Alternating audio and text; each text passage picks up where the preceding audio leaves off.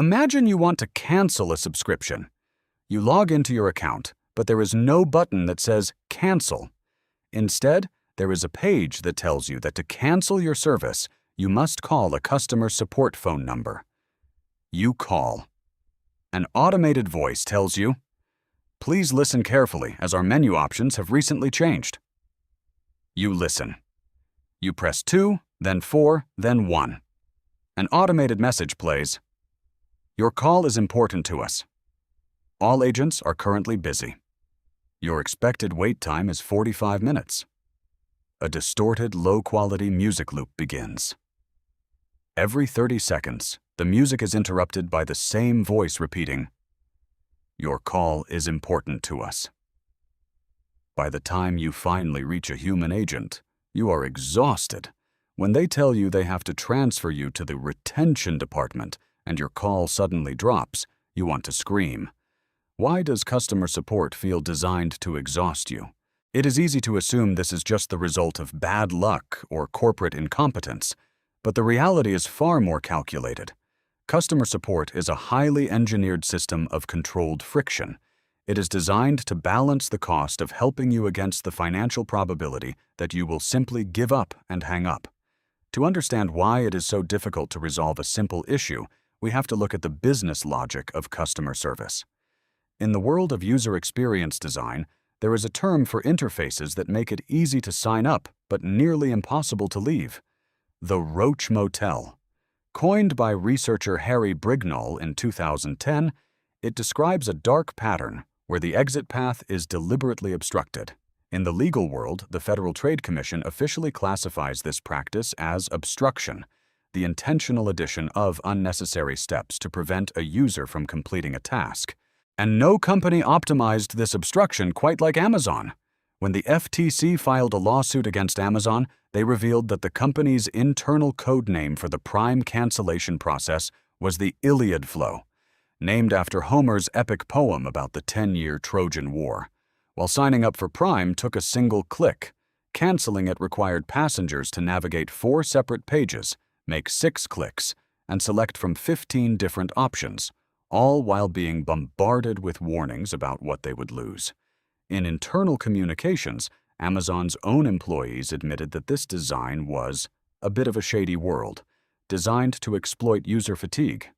Similarly, the FTC sued Adobe for hiding early termination fees for annual subscriptions in fine print and forcing users through a digital labyrinth just to close their accounts. These are not design mistakes, they are financial strategies. The primary goal of modern customer support is a metric called call deflection, or the self-service rate. Live human support is expensive. A single phone call with a customer support agent can easily cost a company several dollars or more. A chatbot, an automated email, or a database of FAQs costs fractions of a cent.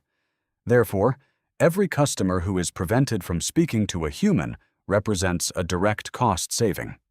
When a company places a chatbot in front of you, its primary objective is not to solve your problem. It is containment. By forcing you to type your issue to a bot, wait for automated answers, and repeat the process, the company is building a friction wall.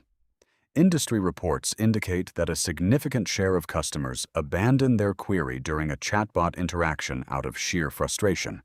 In the company's analytics, this abandonment is registered as a successful deflection. You gave up, which means the system worked. And if you decide to call instead of chat, the friction begins the second you dial. Why does almost every automated phone system begin with the phrase, "Please listen carefully, as our menu options have recently changed"? In most cases, the menus have not changed in years. This warning is a psychological technique known as a pattern interrupt. Repeat callers often develop muscle memory. They know that pressing 1, then 0, will bypass the system and connect them to a human. By warning you that the options have changed, the system forces you to stop, listen, and wait. This slows down the flow of incoming calls and buys the system time to present self-service options, encouraging you to hang up and visit a website. If you survive the menu, you are placed on hold, where you are subjected to the psychological warfare of hold music. You have likely noticed that hold music almost always sounds distorted, staticky, and jarring. This is a result of the technology used in telephone networks. Phone lines compress audio using a codec called G711, which limits the frequency bandwidth to a narrow range between 300 Hz and 3.4 kHz. This compression is optimized specifically for the human voice, which carries very little complex frequency data. But when you compress instrumental music, with its wide range of highs and lows, through this narrow pipe, it becomes a garbled, metallic mess. To keep you on the line, systems use what is called comfort noise, deliberate static, and clicks inserted into the silence so you know the call has not dropped. But the constant, low-quality, repetitive loop of hold music also causes cognitive fatigue. Psychologists studying cue dynamics have found that when people are subjected to repetitive, low-quality noise while waiting, their perception of time stretches. If your complaint is only worth $5 and you are forced to listen to a jarring, distorted jazz loop for 40 minutes, your brain calculates that the time spent is worth more than the refund. You hang up and the company keeps your money. If you finally reach a human, you might think the battle is won, but the agent on the other end is trapped in the same machine. Call center management software, like Genesys or Avaya, optimizes a metric called agent occupancy. This is the percentage of logged-in time that an agent spends actively talking to a customer or processing data. The industry standard for agent occupancy is between 85 and 90%. This means that the moment an agent hangs up with you, they have only 10 to 15 seconds before the next call is automatically pushed into their headset. This extreme assembly line optimization leads to an annual employee turnover rate of up to 45% in call centers. The tired, script-reading, unhelpful voice you hear on the phone is not a sign of personal laziness. It is the sound of a human radiator burning out under the pressure of a sweatshop algorithm. This pressure is exacerbated by the conflict between two core metrics: average handle time, or AHT, and first contact resolution, or FCR. Agents are heavily penalized if their average handle time exceeds a strict limit, often just a few minutes.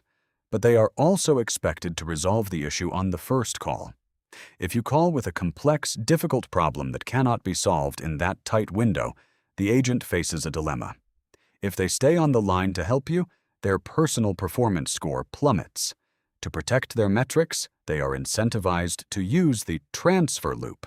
They tell you that your issue belongs to a different department, press transfer, and send you to the back of another queue. Their individual timer resets to 0, their manager is happy, and you are forced to explain your story to a new person all over again. In fact, experienced agents sometimes use what is widely known in the industry as a professional secret to bypass system monitoring. When an agent says, "Let me place you on a brief hold while I check that," you might hear dead silence instead of music. This is because the agent hasn't actually placed you on hold. They have simply pressed the mute button on their headset. In call center software, official hold time is tracked and flagged by managers as inactive time. But if the agent simply mutes their microphone, the software registers the call as active talk time. The agent gets a moment of silence to think or rest while you sit in empty static, wondering if you have been forgotten. And if your call suddenly drops during a transfer, it is often not a technical glitch.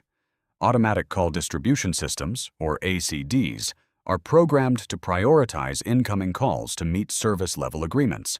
According to former agents and industry technicians, during peak hours, if the queue for supervisors or specialized agents exceeds a specific capacity, some systems are configured to perform what is known as a forced disconnect. Rather than letting the queue grow and ruin the call center's average wait time statistics, the system simply drops the transfer, leaving you with a dial tone. The ultimate measure of this friction is the Customer Effort Score, or CES. Introduced by researchers in the book The Effortless Experience, the metric measures how much effort a customer must exert to resolve an issue. The study showed that reducing customer effort is the single greatest driver of customer loyalty. In fact, 96% of customers who experience a high-effort support interaction become disloyal to the brand. But if this is true, Why don't companies fix it? Because of switching costs. In industries like banking, telecommunications, insurance, and utilities, changing your provider is a massive, time-consuming hassle. You have to transfer accounts, update billing information, and cancel contracts. Because you are a sticky customer, companies know that you are unlikely to leave over a single bad experience. Harvard Business Review research has shown that for many large corporations, spending money to improve customer service has diminishing returns compared to spending that same dollar on marketing to acquire new customers. Therefore, companies calculate the exact threshold of customer anger. They calibrate their support systems to be just helpful enough to prevent a mass exodus, but high friction enough to save millions of dollars in labor costs.